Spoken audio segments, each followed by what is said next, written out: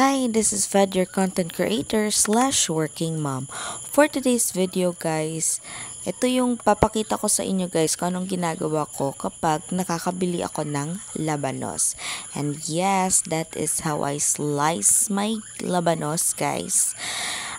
Kasi it needs to be manipis and wala akong patience pag minanwali chop ko siya using the knife. Kaya yan ang aking hack guys.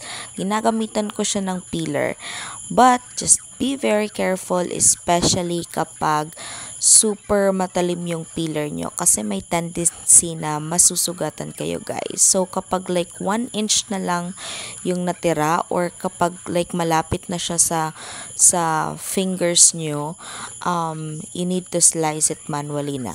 Just like what I did. So ayan, nag-slice lang ako ng kamatis, sibuyas, and bawang. And ayan, tina-chop-chop ko lang siya. Gustong gusto ko talaga to guys kasi every time na kapag kumain ka, kahit anong ulam, parang mapapagana ka talaga kapag kumain ka nito. And super minsan lang kami bumili ng labanos during the tinda time.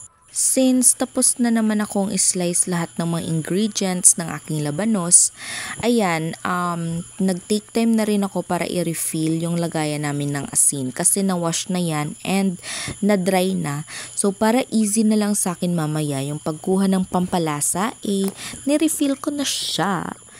And, ayan, and disclaimer lang guys yung paggawa ko ng labanos, yung recipe kong to, is I know it's not perfect. Maybe it's not really the way on how you do it or may mga kulang pang sangkap dyan, but it's just based on how I see it before or it's just based on my observations. So ayan, piniga-piga ko lang siya nilagyan ko lang siya ng salt, ng water, piniga-piga ko lang siya para makuha ang kanyang pait. And yup, ganyan lang yan. Hindi ko talaga alam guys on how you properly do it. But at the end, masarap yan guys. And after that, pipigaan ko lang siya nilagyan ko ulit siya ng konting asin.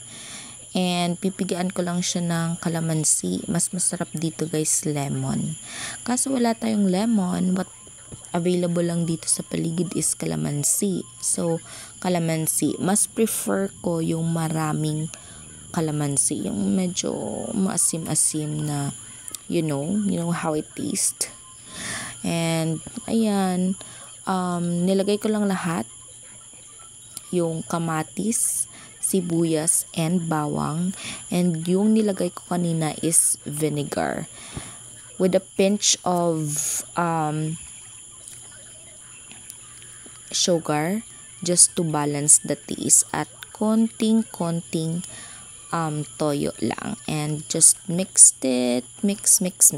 until it's all mixed. Ano daw? For the healthy living na daw ang person. So ayan, thank you guys for watching. Please follow.